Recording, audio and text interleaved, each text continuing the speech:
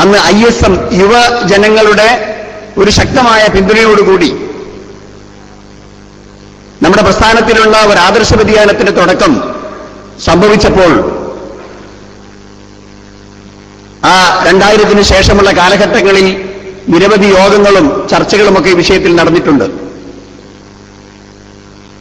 ഒരു ഇസ്ലാഹി രംഗത്ത് പ്രവർത്തിക്കുന്ന ഒരു പ്രവർത്തകൻ എന്ന നിലയ്ക്ക് പല യോഗങ്ങളിലും ഞാൻ സംബന്ധിച്ചിട്ടുണ്ട്. അങ്ങനെയുള്ള യോഗങ്ങളിലും വ്യക്തമായ തീരുമാനങ്ങളിൽ എത്താൻ സാധിക്കാതെ അവസാനം ഒരു തെരഞ്ഞെടുപ്പുമായി ബന്ധപ്പെട്ട് ആ കാലഘട്ടങ്ങളിൽ നടന്ന ഒരു തെരഞ്ഞെടുപ്പുമായി ബന്ധപ്പെട്ട് കുറച്ച് മധ്യസ്ഥന്മാരെ ഇറങ്ങുകയും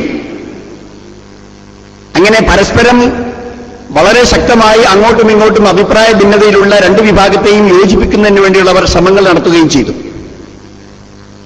അങ്ങനെ ഒരു തെരഞ്ഞെടുപ്പ് യോഗമുണ്ടായി. ആ തെരഞ്ഞെടുപ്പ് യോഗത്തിൽ മധ്യസ്ഥന്മാർ രണ്ട് വിഭാഗത്തിലെയും ആളുകളെ ഉൾക്കൊള്ളിച്ചുകൊണ്ടുള്ള ഒരു കമ്മിറ്റി പ്രഖ്യാപിക്കുവാൻ വേണ്ടി തീരുമാനിച്ചു. പക്ഷെ അതിൽ നമ്മുടെ ബഹുമാന്യനായ ഹുസൈൻ മടവൂരിന്റെ നേതൃത്വത്തിലുള്ള വിഭാഗം പറഞ്ഞു, ഞങ്ങൾക്ക് മധ്യസ്ഥ തീരുമാനം വേണ്ട, വോട്ടെടുപ്പ് മതി. അങ്ങനെ പുളിക്കൽ ജാമിയ സലഫിയിൽ വെച്ച് നടന്ന ആ വോട്ടെടുപ്പിൽ 105 ആളുകൾ ഹുസൈൻ മടവൂരിനെ അനുകൂലിക്കുകയും 107 ആളുകൾ നദുവത്തുൽ മുജാഹിദീന്റെ അതാ മധ്യസ്ഥന്മാർ പറഞ്ഞ കമ്മിറ്റിയെ, അതിൽ ഹുസൈൻ മടവൂരുണ്ട്, അദ്ദേഹത്തിന്റെ ഭാഗത്തുള്ള പല ആളുകളും സംഘടനയുടെ ഉത്തരവാദപ്പെട്ട സ്ഥാനങ്ങളിൽ നിർദ്ദേശം നൽകുന്ന തരത്തിലുള്ള ഒരു കമ്മിറ്റിയാണ് മധ്യസ്ഥന്മാർ മുന്നോട്ട് വെച്ചത്. ഏതായാലും 107 ആളുകളുടെ 2 വോട്ടിന്റെ ഭൂരിപക്ഷത്തോടുകൂടി നദുവത്തുൽ മുജാഹിദീന്റെ ഈ മധ്യസ്ഥന്മാർ നിർദ്ദേശിച്ച കമ്മിറ്റി നിലവിൽ വന്നു. സഹോദരമായ പഴയ ചരിത്രം പറയല്ല. അങ്ങനെ എല്ലാവരും അനുമോദനം പറഞ്ഞ് തിരിച്ചിറങ്ങിയെങ്കിലും ആ സംഭവം നടക്കുന്നതിന് മുമ്പായി തന്നെ ആദർശപരമായ അഭിപ്രായ ഭിന്നതകളെ പണ്ഡിതോചിതമായി ചർച്ച ചെയ്യുന്നതിന് വേണ്ടി കേരള ജംഇയ്യത്തുൽ ഉലമ ഒരു യോഗം വിളിക്കുകയും ജംഇയ്യത്തുൽ ഉലമയുടെ ഉത്തരവാദപ്പെട്ട ആളുകൾ മധ്യസ്ഥന്മാരായി നിന്നുകൊണ്ട് ഇരുപക്ഷത്തിലെയും പണ്ഡിതന്മാർ അവരുടെ വാദഗതികൾ തയ്യാറാക്കി പരസ്പരം പ്രബന്ധങ്ങൾ കൈമാറി, ഗണ്ണന പ്രബന്ധങ്ങൾ കൈമാറി, പിന്നെ 10 മണിക്കൂറുകളോളം നീണ്ട ചർച്ചകൾ നടത്തി അവസാനം 10-17ഓളം തീരുമാനങ്ങൾ അതിന്റെ അവസാനമുണ്ടായി. ഇത് ജംഇയ്യത്തുൽ ഉലമ നേതൃത്വം കൊടുത്തുണ്ടായതാണ്. അത് അച്ചടിച്ച് കേരളത്തിലൊട്ടാകെ വിതരണം ചെയ്ത തീരുമാനങ്ങളാണ്. ഞാനത് പറയല്ല. അപ്പോൾ ഒരു സംഘടനയിൽ ഒരു ഭിന്നത, ഒരു ആദർശപരമാവട്ടെ മറ്റെന്തെങ്കിലും രൂപത്തിലുള്ള ഭിന്നതയാവട്ടെ, അത് പരിഹരിക്കുന്നതിന് വേണ്ടി ആ കാലത്തുള്ള പണ്ഡിതോചിതമായ നേതൃത്വവും സംഘടനാപരമായ നേതൃത്വവും എടുത്ത നിലപാടാണ് ഞാൻ നിങ്ങളോട് വിശദീകരിച്ചിരുന്നത്. ഈ സംഭവങ്ങളൊക്കെ നേരത്തെ നടക്കുന്ന കാര്യങ്ങളാണ്. എന്നാൽ അതിനുശേഷം അഭിപ്രായ ഭിന്നത ജനങ്ങൾക്കിടയിൽ വ്യാപകമായി പ്രചരിപ്പിക്കുന്നതിന് വേണ്ടിയുള്ള ചില ലഘുലേഖകളും പുസ്തകങ്ങളും ട്രാൻസ്ലേഷനൊക്കെ വന്നു. ലോകത്തറിയപ്പെട്ട ഒരു മഹാപണ്ഡിതനാണ്, ഇന്ന് അദ്ദേഹം മരണപ്പെട്ടുപോയി, Sheikh Abdullahi bin Baz. Abdullahi bin ബാസിന്റെ അറബിയിലുള്ള ജിന്ന് പിശാജ് സംബന്ധമായി അതിന്റെ പ്രാമാണികമായ വിശുദ്ധ ഖുർആന്റെയും തിരുസുന്നത്തിന്റെയും അടിസ്ഥാനത്തിൽ എന്ത് നിലപാടാണ് സ്വീകരിക്കേണ്ടത് എന്ന് അദ്ദേഹം എഴുതിയ ഒരു ചെറിയ ലഘുലേഖയുണ്ട്. എല്ലാ അറബി ലോകത്തും ഇവിടെ നമ്മുടെ പള്ളികളിൽ വരെ അത് ചിലപ്പോഴൊക്കെ ഞാൻ കാണാറുണ്ട്, ഇവിടെയൊക്കെ നിസ്കരിക്കുന്ന പള്ളികളിൽ. നമ്മുടെ ഹുസൈൻ മടവൂരിനെ അനുകൂലിക്കുന്ന നേതൃത്വത്തിൽപ്പെട്ട ആളുകളിൽ ചിലരെ പ്രത്യേകമായി പറഞ്ഞാൽ നമ്മുടെ MI മുഹമ്മദ് അലി സുല്ലമി ആ ചെറിയ പുസ്തകം തർജുമ ചെയ്ത് ഇന്ന് അൻസാർ അറബി കോളേജിന്റെ പ്രിൻസിപ്പാളായ ഡോക്ടർ ഫദുൽ ഹഖ് അൻവാരിയുടെ പേരിൽ അത് വ്യാപകമായി ആയിരക്കണക്കിന് കോപ്പിയടിച്ച് പ്രസിദ്ധീകരിച്ചു. ഒരു വലിയ പല്ല് പുറത്തേക്ക് ഉന്തി നിൽക്കുന്ന ഒരു ജിന്നിന്റെ ചിത്രം ആ പുസ്തകത്തിന് കൊടുത്തുകൊണ്ട് അത് വ്യാപകമായി കേരളത്തിൽ വിതരണം ചെയ്തു. നമ്മുടെ നാട്ടിലെ ആളുകൾക്ക് കേട്ടുകേൾവി പോലും, പ്രത്യേകിച്ച് മുജാഹിദീങ്ങൾക്ക്, ജിന്നോ പിശാജോ അതുമായി ബന്ധപ്പെട്ട കാര്യങ്ങളോ ഒന്നുമില്ല.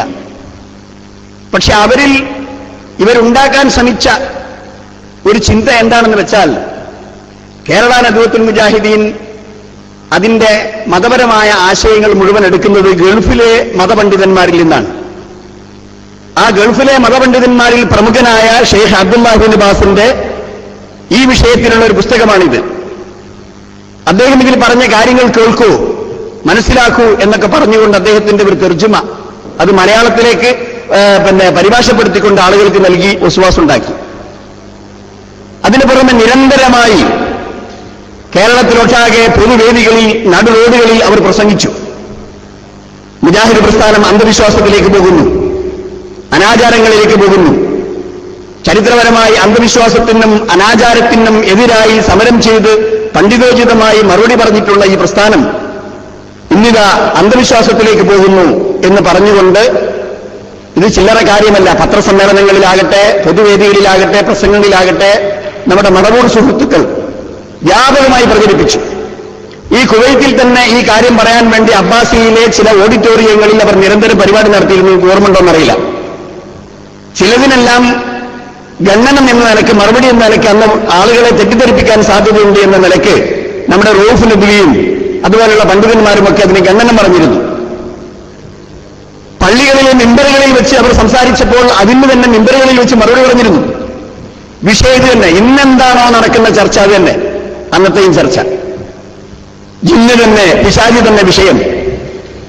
അങ്ങനെ സിഹിറില്ല എന്നും സിഹിറിനെ നിഷേധിച്ചുകൊണ്ടും ജിന്ന് മനുഷ്യ ശരീരത്തിൽ പ്രവേശിക്കുമോ എന്ന അഭിപ്രായ ഭിന്നതയും അതുമായി ബന്ധപ്പെട്ട ഒട്ടനേകം കാര്യങ്ങളും അവരന്ന് ചർച്ചയാക്കി മാറ്റിയപ്പോൾ നമ്മുടെ പണ്ഡിതന്മാർ പറഞ്ഞു, നിങ്ങൾ അവരെന്തെങ്കിലും പറഞ്ഞോട്ടെ, നിങ്ങൾ ആ വിഷയത്തിലേക്ക് പോകേണ്ടതില്ല, നിങ്ങൾ ആ വിഷയം ചർച്ച ചെയ്യേണ്ടതില്ല എന്ന് നമ്മുടെ പണ്ഡിതന്മാരായ ആളുകൾ കൊടുത്ത ഉപദേശത്തിന്റെ അടിസ്ഥാനത്തിൽ നമ്മുടെ പൊതുരംഗത്ത് പ്രവർത്തിക്കുന്ന പല പ്രാസംഗികന്മാരും ആ കാര്യം ചർച്ച ചെയ്തില്ല.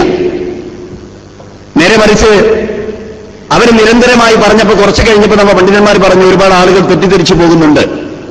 പ്രത്യേകിച്ച് നമ്മുടെ കോഴിക്കോട് നടന്ന വിജയകരമായ സാൽവേഷന്റെ സന്ദർഭങ്ങളിൽ അവര് വളരെ വ്യാപകമായി ജിന്ന് പിശാചിലേക്കും അതിന്റെ അന്ധവിശ്വാസങ്ങളിലേക്കും ശൈത്താനെ അടിച്ചിറക്കുന്നതിലേക്കും അതിലൊക്കെ മുജാഹിദ് പ്രസ്ഥാനം കൂപ്പുകുത്തി എന്ന് പറഞ്ഞുകൊണ്ട് നിരന്തരമായി അവർ പ്രചരിപ്പിച്ചപ്പോൾ അന്ന് നമ്മുടെ സക്കരിയ സലാഹി ജിന്ന് പിശാച് പിളർപ്പന്മാരുടെ സ്വന്തം കൃതികളിൽ, നിങ്ങൾക്കതിന്റെ ഏതെങ്കിലും കോപ്പി ആരുടെയും കയ്യിലുണ്ടെങ്കിൽ നോക്കി, സഹോദരന്മാരെ ഇന്ന് ആക്ഷേപിക്കപ്പെടുന്ന സംഘടനയുടെ പുറത്തുള്ള നമ്മുടെ സക്കരിയ സലാഹിയാണ് ആ പുസ്തകം എഴുതിയത്. പേരെഴുതി വെച്ചോളൂ.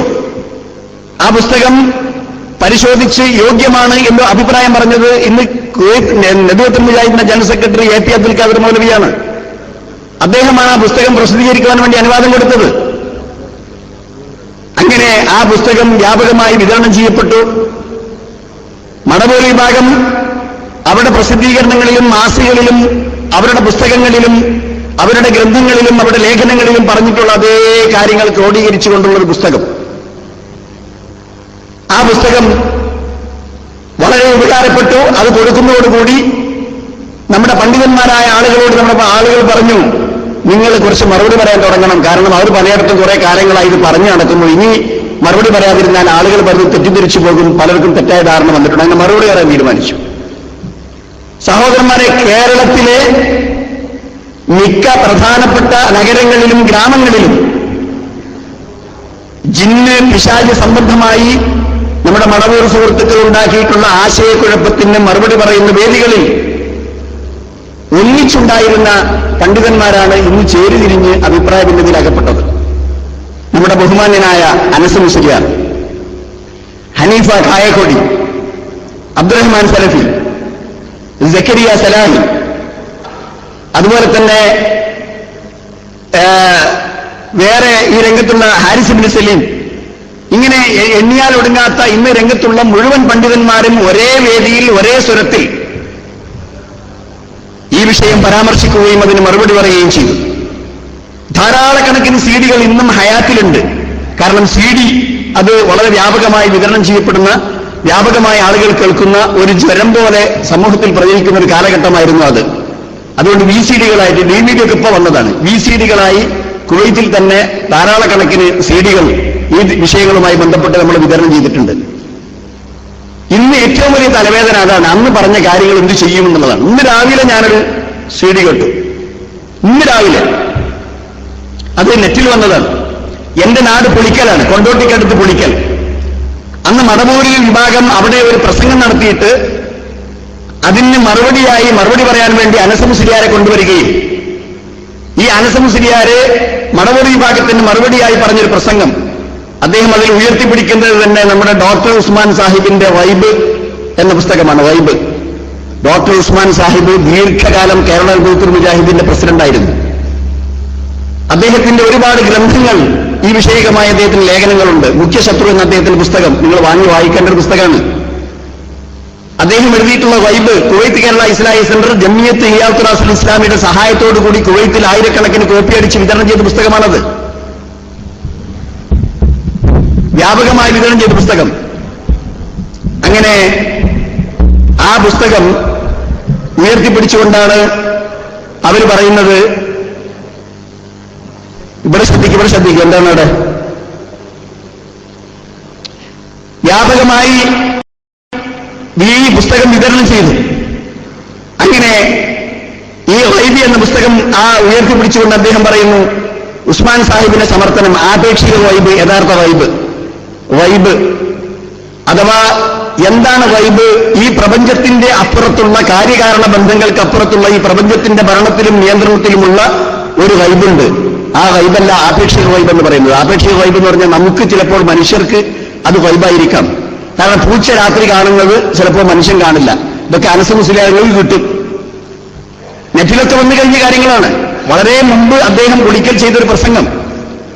എന്നാൽ അതിന് നേരെ വിപരീതമായി അന്നെന്താണോ പ്രസംഗിച്ചിരുന്നത്, ആർക്കെതിരാണോ അന്ന് സംസാരിച്ചിരുന്നത്, അതിന് നേരെ വിപരീതമായി അന്ന് മടവൂരികൾക്ക് മറുപടി പറഞ്ഞ ആ കാര്യം ഇന്ന് ഹിദായത്തുൽ മുജാഹിദിയിലെ പണ്ഡിതന്മാർക്കെതിരെയും പ്രബോധകന്മാർക്കെതിരെയും അതേ സ്വരത്തിൽ പറയുന്നു എന്നുള്ളതാണ് വിധിവൈപരീത്യം എന്ന് പറയും, വിരോധാഭാസം എന്ന് പറയുന്നത്.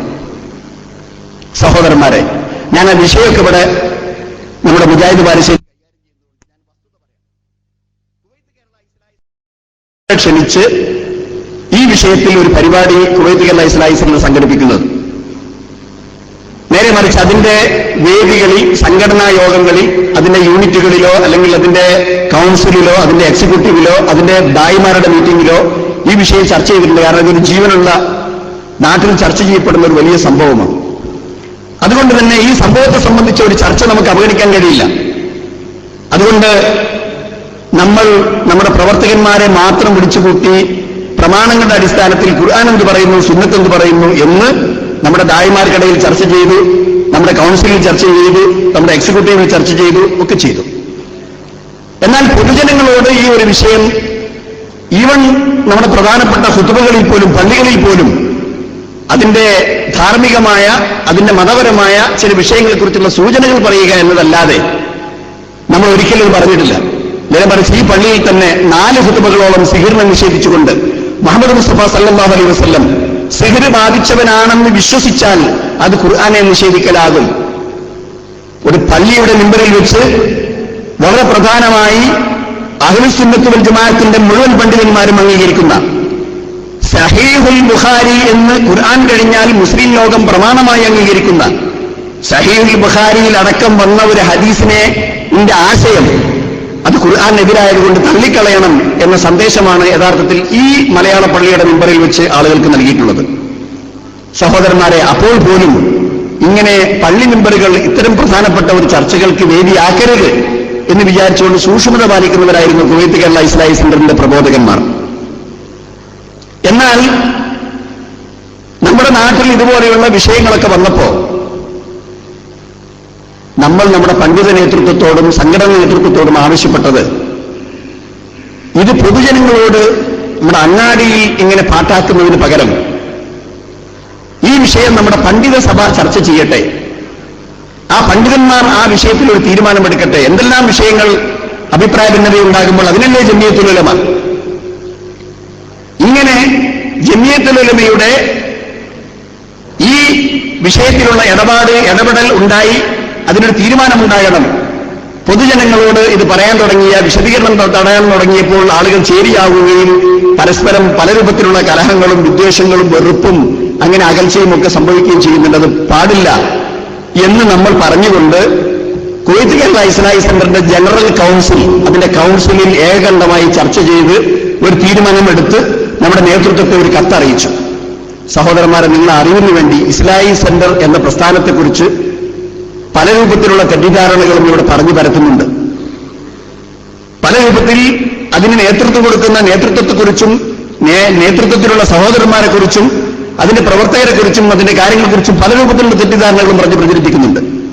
ഞങ്ങൾ കേരള നേതൃത്വ മുജാഹിദീൻ നേതൃത്വത്തിന് കൗൺസിൽ ഏകകണ്ഠമായി ഇന്നിപ്പോൾ പരിപാടി സംഘടിപ്പിക്കാൻ വേണ്ടി ഓടുന്ന സഹോദരന്മാരടക്കം പങ്കെടുക്കുന്ന കൗൺസിലിൽ ഏകകണ്ഠമായി പാസാക്കിയ ഒരു കത്ത്, ഇത് നേതൃത്വത്തിന് എഴുതി അറിയിച്ച കത്താണ്. പക്ഷേ ഇത് പ്രസക്തമായതുകൊണ്ട് ഞാനിവിടെ വായിക്കാൻ.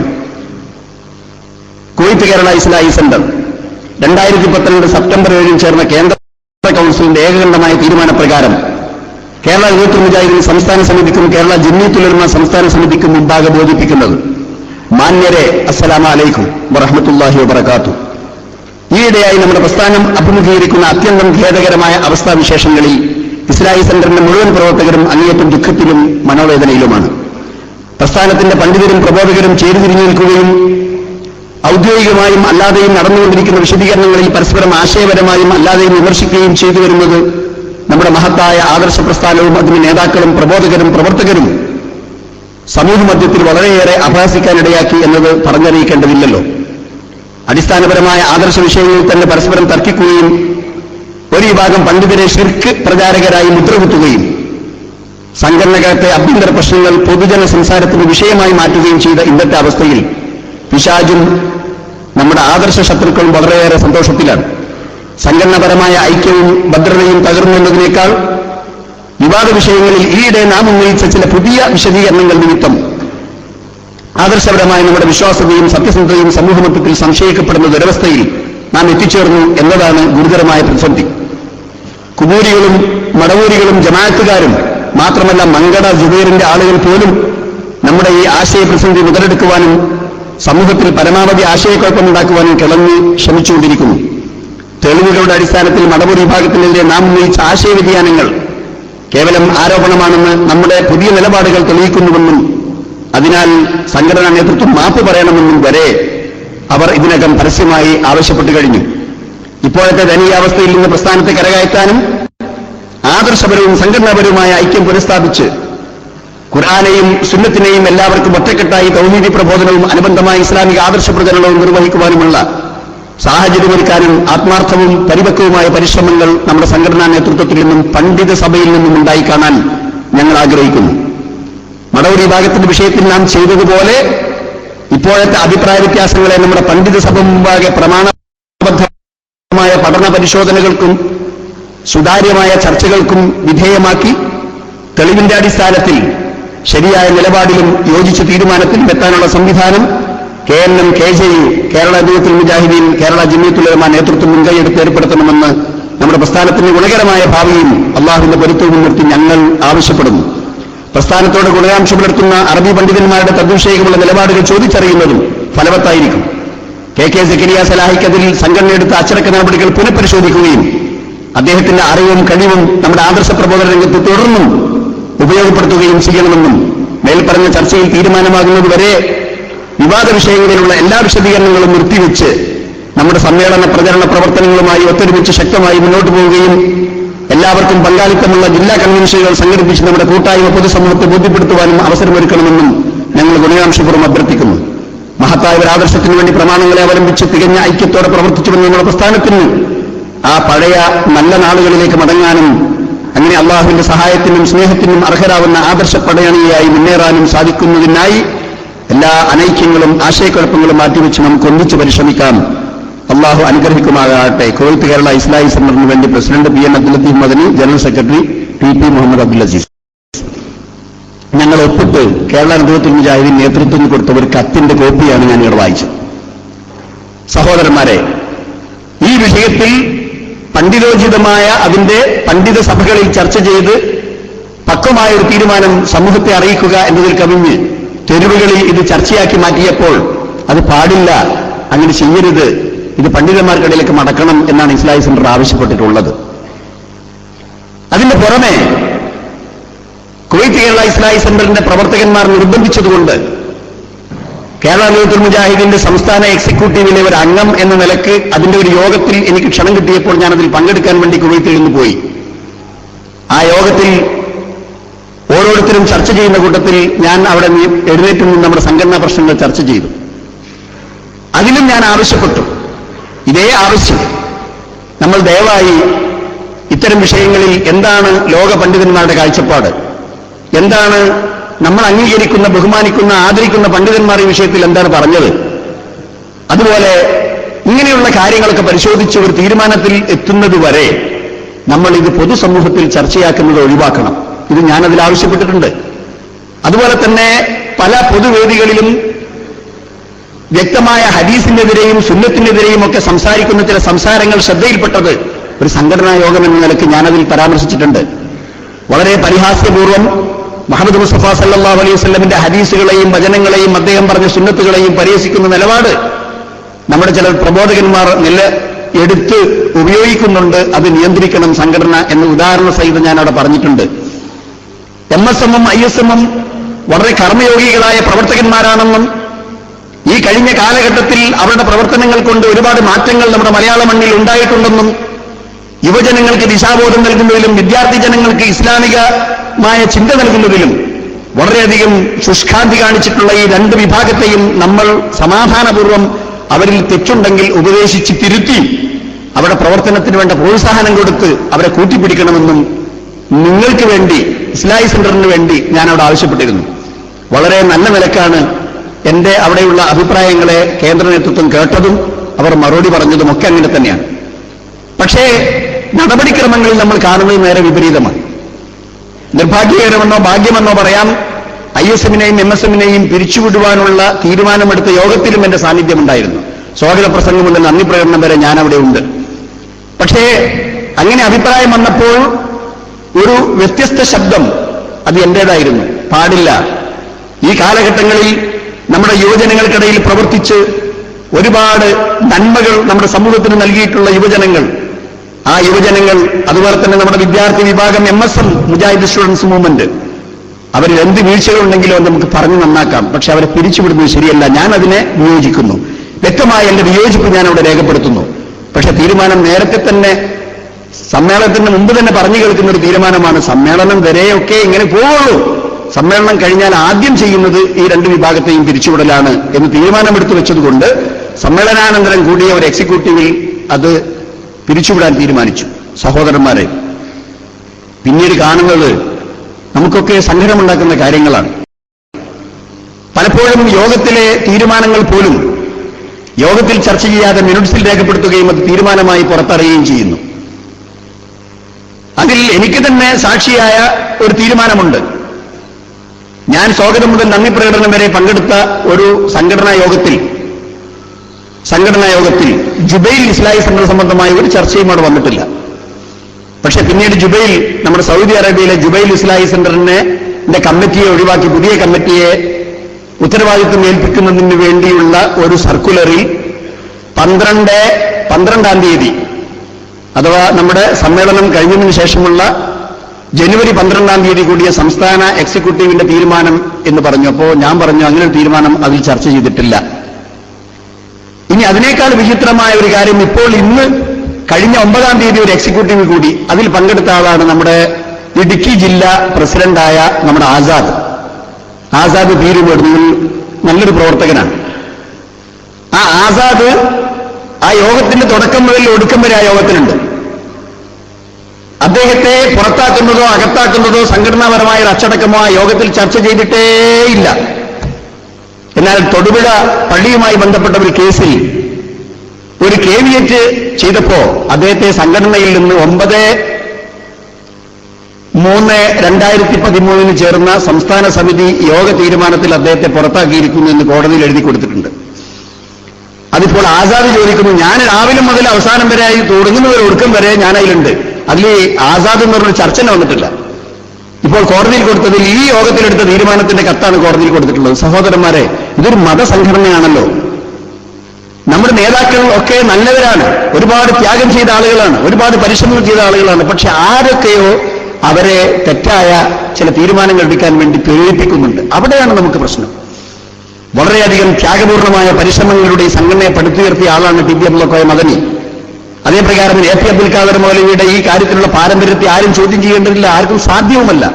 അത്ര ചെറുപ്പകാലം മുതൽക്ക് തന്നെ ഈ രംഗത്ത് വേദികളിൽ പ്രസംഗിച്ച് ഖുറാഫികൾക്കെതിരെയും ചേകനൂരികൾക്കെതിരെയും ജമാഅത്തെ ഇസ്ലാമിക്കെതിരെയും അങ്ങനെ ആദർശ വിരോധികൾക്കെതിരെയും ഒക്കെ പ്രസംഗിച്ച് ഈ പ്രസ്ഥാനത്തെ വളർത്തിയ ഒരു മഹാമനുഷ്യനാണ് അദ്ദേഹം. അവരൊക്കെ നേതൃത്വം കൊടുക്കുന്ന ഒരു സന്ദർഭത്തിൽ ഒരു സംഘടനയ്ക്ക് നാലാമത്തെ ഒരു പിളർപ്പോ എന്നുള്ളത് ആളുകൾ ഇപ്പോൾ ചോദിക്കുകയാണ്. അത് പാടില്ല എന്നതുകൊണ്ടാണ് കഴിയുന്നത്ര ഇത് പരിഹരിക്കുവാനുള്ള ശ്രമങ്ങൾ നമ്മൾ നടത്തിയത്. അതുകൊണ്ട് തന്നെ നദ്വത്തുൽ മുജാഹിദിന്റെ പ്രതിനിധികൾ സമ്മേളന ആവശ്യാർത്ഥം കുവൈത്തിൽ സന്ദർശിക്കുമ്പോൾ അതാണ് വ്യാപകമായി മറ്റൊരു പ്രചരണം. കുവൈത്ത് കേരള ഇസ്ലാഹി സെന്റർ അവരെ സ്വീകരിച്ചില്ല. സഹോദരന്മാർ, അതിനു മുമ്പ് പല സംഭവങ്ങളുണ്ട്. സാധാരണ കുറ്റിപ്പുറം സമ്മേളനം മുതൽക്കുള്ള എല്ലാ സമ്മേളനങ്ങളിലും കുവൈത്തിലെ പ്രവർത്തകന്മാരുടെ വലിയ പങ്കാളിത്തമുണ്ടായിട്ടുണ്ട്. ഇവിടുന്ന് അതിഥികൾ പോയിട്ടുണ്ട്. പല സമ്മേളനങ്ങളിലും എല്ലാ രൂപത്തിലുള്ള ഭാഗവാക്കുകൾ ഉണ്ടായിട്ടുണ്ട്. 8ാമത്തെ സമ്മേളനം വന്നപ്പോൾ, അഥവാ നമ്മുടെ ഫറോക്കിൽ ഇപ്പോൾ അഴിഞ്ഞിലത്ത് നടന്ന സമ്മേളനം വന്നപ്പോൾ അന്ന് സ്വീകരിച്ച നടപടിക്രമങ്ങളല്ല പാലിച്ചത്. ഒരു സാധാരണ നിലയ്ക്ക് സൗഹാർദ്ദപരമായി ഇപ്പൊ സമ്മേളനമൊക്കെ അല്ലേ, ആരാണ് കുവൈത്തിലേക്ക് വരേണ്ടത് എന്നൊക്കെ ഒരു സൗഹാർദ്ദപരമായി ഒരു ചോദ്യം ഒരു ഉത്തരവൊക്കെ ചെയ്ത് അന്ന് വന്നോ ഇന്ന് വരട്ടെ എന്ന് ഞങ്ങളിവിടെ ആലോചിച്ച് ഞാൻ ഇസ്ലാഹി സെന്റർ തീരുമാനം അങ്ങോട്ട് അറിയിച്ച്, അവിടെ തീരുമാനം അങ്ങോട്ട് അറിയിച്ച്, ഇവിടെ കഴിഞ്ഞ തവണ ചങ്ങരംകുളം സമ്മേളനത്തിന്റെ പ്രചരണത്തിന് വന്നത് MM അക്ബറാണ്, പറപ്പൂർ കുഞ്ഞഹമ്മദ് മദനിയാണ്.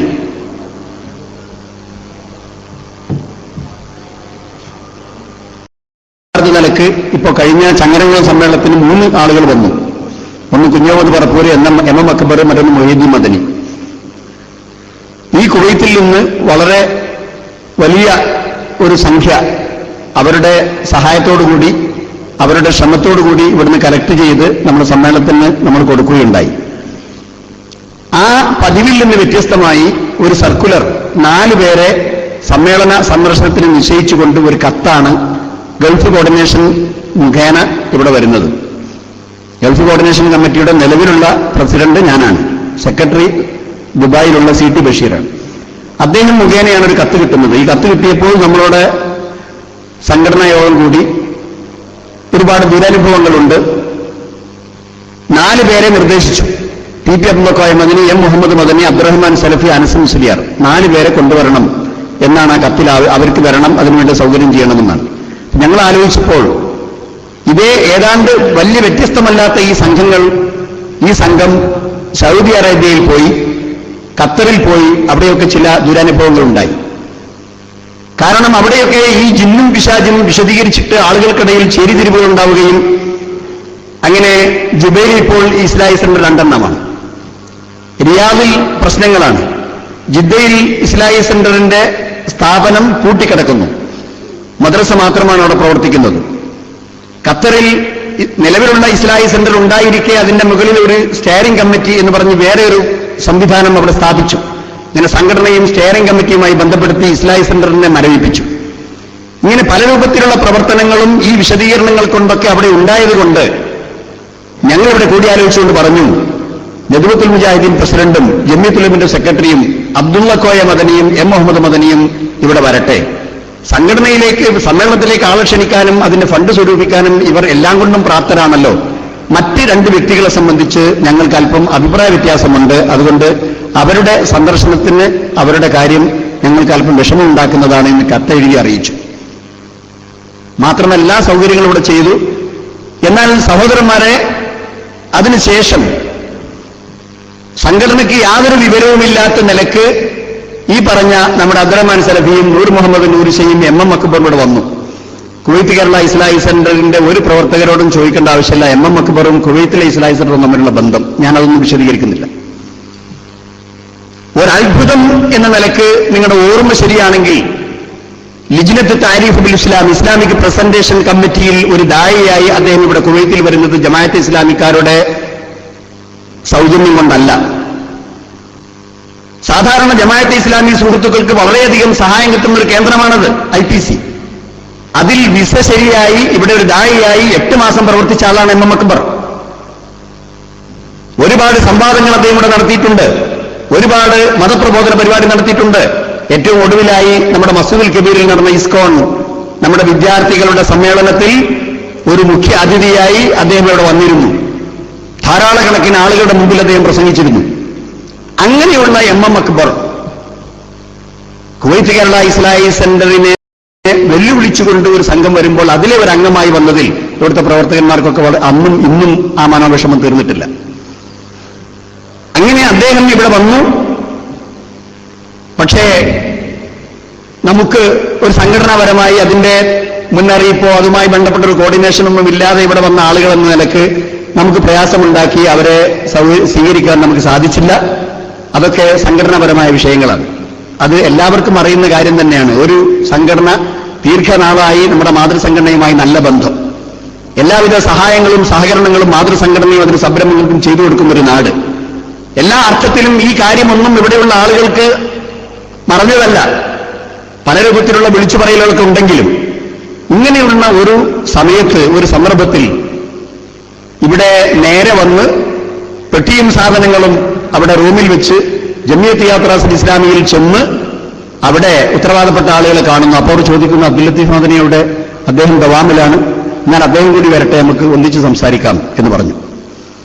അങ്ങനെയാണ് ഞങ്ങൾ രാത്രിയിൽ ഞങ്ങളെ വിളിച്ച് യാത്രാസുൽ ഇസ്ലാമിന്റെ അധികൃതരാണ് ഞങ്ങളെ വിളിച്ചത്. അതുകൊണ്ട് ഞങ്ങൾ കുറച്ചു പേർ, ഇവിടുത്തെ മതപ്രബോധകന്മാരായിട്ടുള്ള ദായിമാരും ഞങ്ങൾ കുറച്ച് ആളുകളും ആ സമയത്ത് പോയി എം അക്ബറും നൂരിഷയും അബ്ദുറഹ്മാൻ സലഫിയും അവിടെ എത്തി ഈ വിഷയത്തിൽ ചർച്ച തുടങ്ങി. ഇത് യാദൃശികമായ ചർച്ചയല്ല. ഈ വിഷയത്തിൽ സംഘടനയുടെ നിലപാട് യാത്രാസുൽ ഇസ്ലാമിയെ അറിയിക്കാൻ വേണ്ടി ഞങ്ങൾ ഉത്തരവാദപ്പെടുത്തി 3 പേരെ അയക്കുന്നു എന്ന് നെടുവത്ത് കത്തെഴുതിയിട്ടുണ്ട്. ആർക്ക്? ജമീയത്ത് യാത്രാസുൽ ഇസ്ലാമിക്ക്. അല്ലാതെ ഇസ്ലാഹി സെന്റർ കൊണ്ടുപോയി 3 ആളെയും കുടുക്കിയതല്ല, കത്തന്റെ കയ്യിലുണ്ട്. അബ്ദുറഹ്മാൻ സലഫിയെയും എം അക്ബറിനെയും നൂരിഷയെയും ഈ നാട്ടിൽ നടക്കുന്ന സംഘടനാ വിഷയം ഇവിടെയുള്ള ജമിയത്ത് യാത്രാസുൽ ഇസ്ലാമിയെ അറിയിക്കാൻ ഉത്തരവാദപ്പെടുത്തിയതായി നദുവത്തുൽ മുജാഹിദിന്റെ ജനറൽ സെക്രട്ടറി ഒപ്പിട്ട് കൊടുത്ത കത്തുണ്ട്. അതാണ് ഈ യാത്രാസുൽ ഇസ്ലാമിൽ കൊടുത്ത കത്ത്. അപ്പോൾ അവർ ഒഫീഷ്യലായി ഈ വിഷയം ചർച്ച ചെയ്താൽ വന്നവരാണ്, അല്ലാതെ ഇവിടെ വന്ന് പെട്ടെന്ന് അവർ ചർച്ചയിൽ വന്ന് ചാടിയതൊന്നുമല്ല. അവരാ ചർച്ച ചെയ്യാൻ വന്നതാണ്. അൽഹംദുലില്ലാഹ്, അത് വളരെ ഹൈറായി എന്നതാണ് പിന്നീടുള്ള സംഭവവികാസങ്ങൾ തെളിയിക്കുന്നത്. ഇരുന്ന് ചർച്ച ചെയ്തു.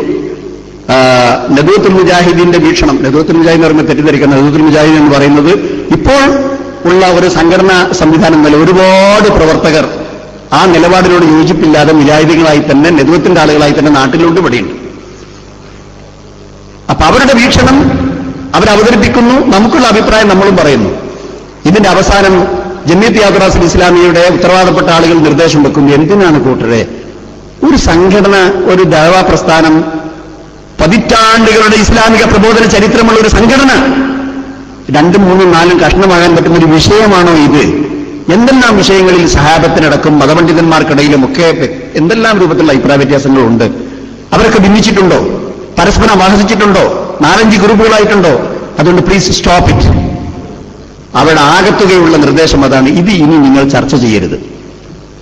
പകരം നിങ്ങളുടെ പണ്ഡിതന്മാർ ആലോചിക്കട്ടെ.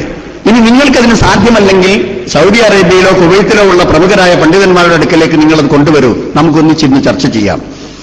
നിങ്ങൾ ഈ വിഷയത്തിൽ പുറത്താക്കിയിട്ടുള്ള സഹോദരന്മാരെയൊക്കെ നിങ്ങൾ സൗഹാർദ്ദപരമായി തിരിച്ചെടുക്കണം. നിങ്ങളുടെ ഐക്യത്തിനും ആരോഗ്യത്തിനും നല്ലതാണ്. അങ്ങനെ നല്ല നിർദ്ദേശങ്ങൾ വന്നു. ഇവിടുത്തെ പ്രമുഖ പണ്ഡിതൻ, ഇവിടുത്തെ മാത്രം പ്രമുഖരല്ല അദ്ദേഹം, ഈ ഗൾഫിലും പുറത്തും അമേരിക്കയിലും ലണ്ടനിലുമൊക്കെ പോയി ഒരു നിരന്തരം ക്ലാസ് എടുക്കുന്ന ആളാണ് നമ്മുടെ ദക്തൂർ മുഹമ്മദ് അമൂദ് നജ്ദി. അദ്ദേഹമാണ് ഈ ചർച്ചയിലുണ്ടായിരുന്ന ഒരു വ്യക്തി. അദ്ദേഹം ഇവിടെയുള്ള